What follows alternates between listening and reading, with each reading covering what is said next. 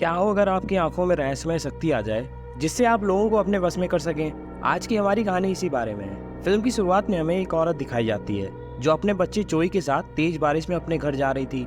घर पहुंचकर वो लोग एक साथ खाना खाते हैं। वही चोई हमेशा अपनी आंखों पर एक पट्टी बांध कर रखता था, साथ ही उसकी एक टांग नकली भी थी।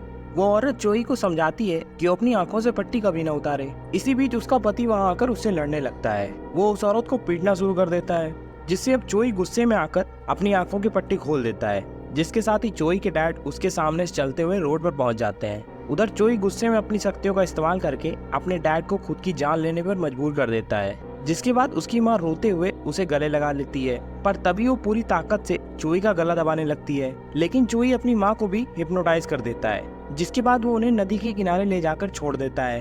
होश में आने पर वो जोरों से रोने लगती हैं। असल में चोई की आंखों में लोगों को हिप्नोटाइज करने की खास शक्ति है, जिससे वो सिर्फ किसी को देखकर उसे अपने वश में कर लेता है। जिसके कई साल बीत जाने के बाद हम देखते हैं कि चोई अपना ज्यादातर समय अकेले बिताता था। वहीं वो अपनी शक्तियों से पैसे चुराता और बाद में उन्हीं पैसों से महंगे होटलों में रहता था।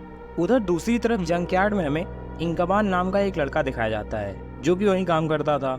वहीं उसके दो खास दोस्त अली और बोबा भी वहीं उसके साथ काम करते थे। वो लोग काम खत्म करके इंकबान का जन्मदिन मनाने बाहर जाते हैं, जहाँ से वापस आते हुए उसका एक्सीडेंट हो जाता है, जिसके बाद उसे हॉस्पिटल ले जाया जाता है। जिसके अगले ही दिन वो काफी तेजी से रिकवर हो गया था, लेकिन अब उसे काम से निकाल दिया गया था। जिसके बाद वो कई जगह काम की तलाश करता है। वहीं अंत में उसे यूटोपिया नाम की एक दुकान का पता चलता है, जिसका मालिक जॉनसन नाम का एक आदमी था। जिसके बाद काम के बारे में समझाते हुए जॉनसन उसे बताता है कि पिछले कई दिनों से उसकी दुकान से पैसे गायब हो रहे हैं, लेकिन सीसीटीवी से भी उसका कुछ पता नहीं चल रहा है। फिर जब अगले दिन इंकबान काम पर गया तो उसकी मुलाकात योंगन से होती है।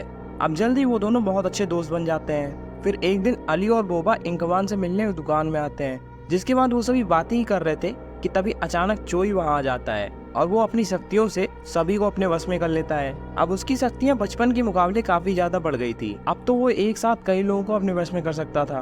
अब चोई दुकान की ओनर को पैसा लेने भेज देता है। उधर इंकमान को कुछ अजीब सा महसूस हो रहा था, क्योंकि वो अपने शरीर को नहीं हिला पा रहा था, पर फिर भी उसने काफी कोशिश के बाद खुद को काबू कर लिया। जिसके बाद अब इंकमान के ऊपर चोई की शक्तियों को कोई असर नहीं था, जो देखकर चोई को अपनी आंखों पर भरोसा ही नहीं हो रहा था। लेकिन फिर उसने इंकमान को रोकने के लिए उसके दोस्तों का सहारा लिया। वहीं उसने योंगन से उस पर चाकू से हमला करवा दिया, लेकिन फिर भी इंकमान उसकी ओर बढ़ रहा था, जिस पर वो उसके बॉस से उसे बिजली के झटके लगवा देता है।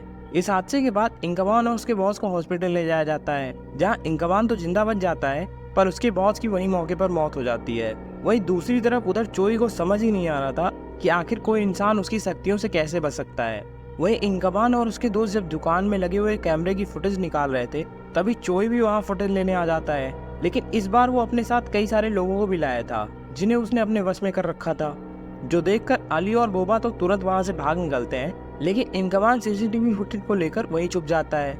वही चोई भी इतनी आसानी से हार कहाँ मानने वाला था। वो इंकमान पर हमला करना शुरू कर देता है। अब जल्दी दोनों की लड़ाई रास्ते तक आ गई थी, जहाँ अब चोई बिल्कुल अकेला था। वहीं अब इंकमान भी समझ गया था कि चोई को हमला करने के लिए लोगों की जरूरत थी, इसलिए वो चोई का पीछा करने लगता है। पीछा करते हुए वो सड़क के किनारे पहुंच जाता है। जब वो चोई का सामना करने के लिए गाड़ी से उतरता है तो वहां मौजूद कुछ लोगों ने उसे पकड़ लिया, जो कि अब चोई के बस में थे। जिसके बाद जब चोई इंकमान को मारने ही वाला था कि वो उस पर अपनी इलेक्ट्रिक गन से हमला कर देता है, जिससे उसका ध्यान भटक जाता है। जिसका फायदा उठाकर इंकमान उसके सर पर कपड़ा बांध देता है, ताकि वो किसी को देख ही ना सके। इसके बाद जब वो चोई को लेकर पुलिस स्टेशन पहुंचा तो पुलिस वाले उसकी बात मानना तो दूर, उल्टा उसे ही शराबी समझने लगते हैं। इंकमान के इतना मना करने के बाद भी पुलिस वालों ने उसके सर से कपड़ा हटा दिया। जिसके बाद वो सभी पुलिस वालों को अपने वश में कर लेता है। अब वो पुलिस वालों के हाथों इंकमान पर गोली चलवाने लगता है, लेकिन इंकमान किसी तरह अपनी जान बचाकर वहां से भाग निकलता है। जिसके बाद इंकमान सीधा रेलवे स्टेशन जाता है, पर चोई अब भी उसका पीछा कर रहा था। वहीं जैसे इंकमान चोई पर हमला करने के लिए आगे आता है तो चोई वहां मौजूद सभी लोगों को अपने वश में कर लेता है, जिसमें से एक औरत के हाथ में एक बच्चा होता है, जिसे चोई ट्रैक पर फेंकवा देता है, जिस पर ट्रेन आ रही थी। जो देखकर इंकमान उस बच्चे को बचाने के लिए ट्रेन के सामने कूद जाता है, जिससे उसे काफी ज्यादा चोटें आती हैं। उसकी ऐसी हालत देखकर चोई उसे वहीं मरने को छोड़कर अपने होटल के लिए निकल जाता है, जहां पहुंचकर उसने देखा कि उसका कमरा पुलिस वालों से भरा हुआ था, पर उसने हमेशा की तरह अपनी शक्तियों का इस्तेमाल करके खुद को बचा लिया। वही वो उन सभी से एक दूसरे पर गोली चलवा देता है। वहीं दूसरी तरफ हम देखते हैं कि इनकवान इतनी ज्यादा चोट लगने के बावजूद भी ठीक हो गया था। असल में उसके पास खुद को हील करने की पावर थी, जिससे उसका शरीर बहुत जल्दी ठीक हो जाता था। पर अब इनकवान समझ चुका था कि चोई अपने फायदे के लिए बिना सोचे समझे हजारों लोगों की जान भी ले सकता है। इसलिए वो चोई को खत्म करने का फैसला करता है, जिसके बाद वो अली बोबा को अपने प्लान में शामिल कर लेता है। इसके लिए उसके दोस्त भी तुरंत राजी हो जाते हैं। अब प्लान के मुताबिक अली एक खास तरह की वैन तैयार करता है, जिसमें एक फ्लेयर गन भी थी, जिससे वो चोई को कुछ वक्त के लिए अंधा कर सकते थे। उधर पुलिस भी चोई के पीछे होती है, जो कि उसके माँ के घर पहुंच जाते हैं, लेकिन चोई वहां आकर उन सभी को खत्म कर देता है। वही वो अपनी माँ को भी मारने के लिए जाता है,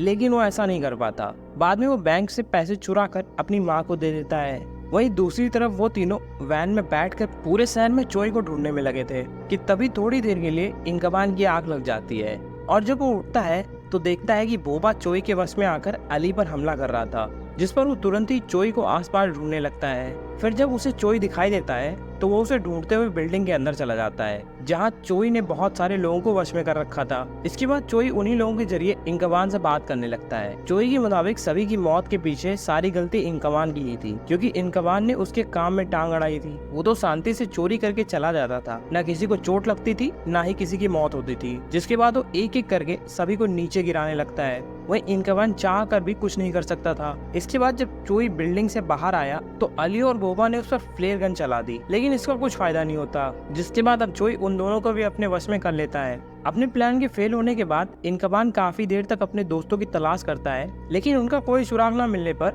वो वापस दुकान लौट आता है। जहाँ पहुँचते ही वो देखता है कि चोई ने उसके दोस्तों को रस्सी के फंदों से लटका रखा है। वो उन्हें बचाने जाता है, लेकिन चोई उसे भी बेहोश करके लटका देता है। अब चोई उन तीनों को मरने के लिए वहीं छोड़कर निकल जाता है, पर तभी किस्मत से इनकवान की नजर ऊपर पड़े हुए एक चाकू पर पड़ जाती है, जिसे वो अपनी रस्सी काट देता है, लेकिन वो अपने दोस्तों को टाइम से नहीं बचा पाता। उधर दुकान से निकलते हुए चोई की नजर योंगयांग पर पड़ जाती है, जिसे वो अपने वश में करके गाड़ी में बिठा लेता है। पर इनकवान ने उसे गाड़ी में बैठते हुए देख लिया था, और वो जानता था कि चोई उसे भी जान से मार देगा, इसलिए वो पूरी रफ्तार से उसका पीछा करने लगता है। इनकवान को अपने पीछे आता देखकर चोई ने उसे रोकने के लिए सभी ड्राइवर्स को अपने वश में करके एक बहुत बड़ा एक्सीडेंट कराने की कोशिश की। पर इससे पहले ही इनकवान की मदद के लिए ओली और बोबा की आत्मा वहां आ जाती है, जो इनकवान को गाड़ी में लगे एक खास बटन को दबाने को कहते हैं, जिसे दबाते ही वो वैन रॉकेट की स्पीड में वहां से निकल जाती है। उधर चोई योंगयांग के साथ एक ऊंची इमारत की तरफ बढ़ रहा था। जब इनकवान छत पर पहुंचा तो उसकी नजर सबसे पहले चोई पर पड़ती है,